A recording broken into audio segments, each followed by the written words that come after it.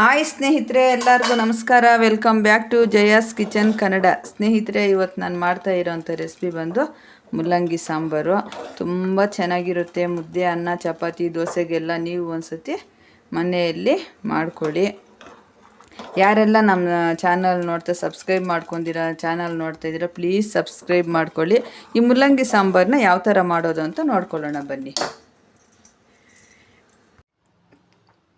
ಮುಲ್ಲಂಗಿ ಸಾರು ಮಾಡೋದಕ್ಕೆ ಬೇಕಾಗಿರುವ ಪದಾರ್ಥಗಳು ನೋಡ್ಕೊಳ್ಳೋಣ ಬನ್ನಿ. ನಾನಿಲ್ಲಿ ಒಂದು 1/4 kg ಆಗುವಷ್ಟು ಮುಲ್ಲಂಗಿ ತಗೊಂಡಿದ್ದೀನಿ. ಸ್ವಲ್ಪ ತೊಗರಿಬೇಳೆ ತಗೊಂಡಿದ್ದೀನಿ. ಮಸಾಲೆಗೆ ಏನೇನು ಬೇಕೋ ನೋಡ್ಕೊಳ್ಳೋಣ. ಸ್ವಲ್ಪ ಕೊಬ್ಬರಿ ತುರಿ ತಗೊಂಡಿದ್ದೀನಿ. ಒಂದು ಈರುಳ್ಳಿನ ಕಟ್ ಮಾಡಿ ಇಟ್ಕೊಂಡಿದ್ದೀನಿ. 2 ಟೊಮೆಟೊ, ಒಂದು ಸ್ವಲ್ಪ ಹುಣಸೆಹಣ್ಣು, ಒಂದು 3 ಟೇಬಲ್ ಸ್ಪೂನಷ್ಟು ಸಾಂಬಾರು ಪುಡಿ, ಸ್ವಲ್ಪ ಕೊತ್ತಂಬರಿ ಸೊಪ್ಪು. ಇದನ್ನೆಲ್ಲ ಸೇರಿಸಿ ಯಾವ ಥರ ಮಾಡೋದಂತ ನೋಡ್ಕೊಳ್ಳೋಣ ಬನ್ನಿ. ಈಗ ನೋಡಿ, ಒಂದು ಕುಕ್ಕರ್ ಇಟ್ಟು ಸ್ವಲ್ಪ ಈರುಳ್ಳಿ ಸೇರಿಸ್ಕೊತಾ ಇದ್ದೀನಿ. ಬೇಳೆ ಒಂದು 2 ಸತಿ ನೀಟಾಗಿ ತೊಳ್ಕೊಂಬಂದಿದ್ದೀನಿ. ಬೇಳೆ ಸೇರಿಸ್ಕೊತಾ ಇದ್ದೀನಿ.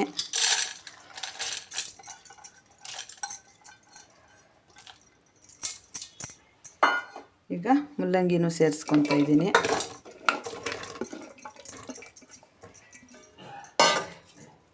ಈಗ ಸ್ವಲ್ಪ ನೀರು ಸೇರಿಸ್ಕೊಳ್ಳೋಣ.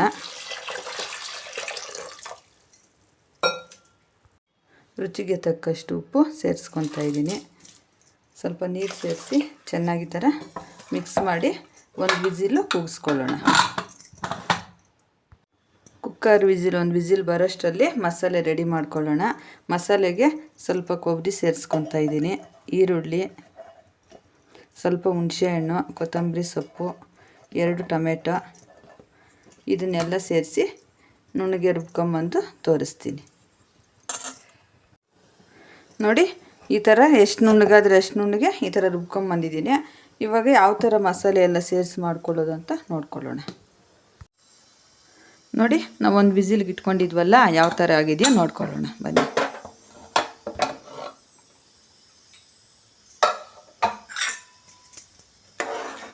ನೋಡಿ, ಒಂದು ವಿಸಿಲ್ಗೆಲ್ಲ ಬೇಳೆ ಎಲ್ಲ ನುಣ್ಣಗೆ ಆಗೋಗ್ಬಿಡುತ್ತೆ. ಒಂದು ವಿಸಿಲ್ ಕೂಗಿಸ್ಕೊಂಡ್ರೆ ಸಾಕು. ಇವಾಗ ಸ್ಟವ್ ಅಂಟಿಸಿ ಮಸಾಲೆನ ಸೇರಿಸ್ಕೊಳ್ಳೋಣ. ನೋಡಿ, ಈ ಥರ ನಾವು ನುಣ್ಣಗೆ ರುಬ್ಬಿಟ್ಕೊಂಡಿದ್ವಲ್ಲ, ಆ ಮಸಾಲೆನ ಸೇರಿಸ್ಕೊಳ್ಳೋಣ. ಈಗ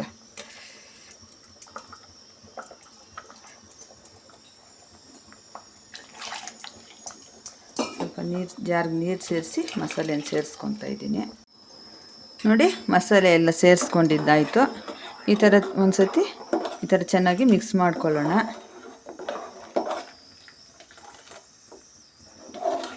ಸ್ವಲ್ಪ ಸಾರು ಗಟ್ಟಿ ಆಯಿತು. ಒಂಚೂರು ನೀರು ಸೇರಿಸ್ಕೊಳ್ಳೋಣ.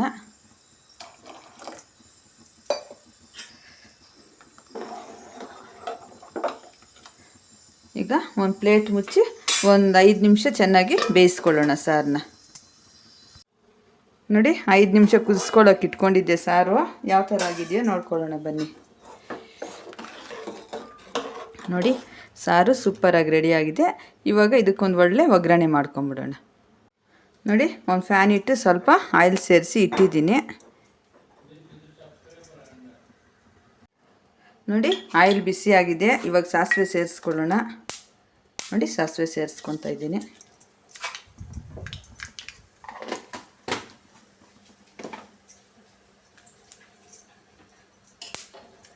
ಸಾಸಿವೆನೂ ಸಿಡಿತಾ ಇದೆ.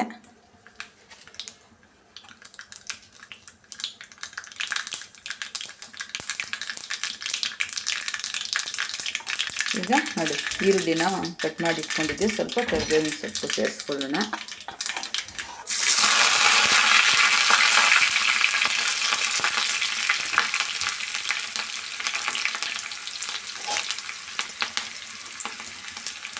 ಈ ಥರ ಮಿಕ್ಸ್ ಮಾಡ್ಕೊಳ್ಳೋಣ.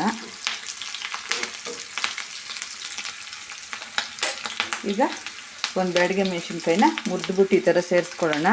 ರುಚಿ ತುಂಬ ಚೆನ್ನಾಗಿರುತ್ತೆ. ಈ ಮದುವೆ ಮನೆಗಳಲ್ಲೆಲ್ಲ ಸಾರಿ ಇರುತ್ತಲ್ವಾ, ಆ ಥರ ಇರುತ್ತೆ ಟೇಸ್ಟು. ನೋಡಿ, ಈ ಥರ ಒಗ್ಗರಣೆ ಮಾಡಿಕೊಂಡು ನೀವು ಈ ಥರ ಮುಲ್ಲಂಗಿ ಸಾಂಬಾರನ್ನ ಒಂದು ಸತಿ ಮನೆಯಲ್ಲಿ ಟ್ರೈ ಮಾಡಿ. ಯಾವ ಥರ ಬಂತು ಅಂತ ಕಮೆಂಟ್ ಮಾಡಿ. ಕಂಪ್ಲೀಟಾಗಿ ಒಗ್ಗರಣೆ ರೆಡಿ ಆಯಿತು. ಈಗ ಪಾತ್ರೆಗೆ ಸೇರಿಸ್ಕೊಳ್ಳೋಣ. ನೋಡಿ, ಒಗ್ಗರಣೆನ ಪಾತ್ರೆಗೆ ಸೇರಿಸ್ಕೊತಾ ಇದ್ದೀನಿ.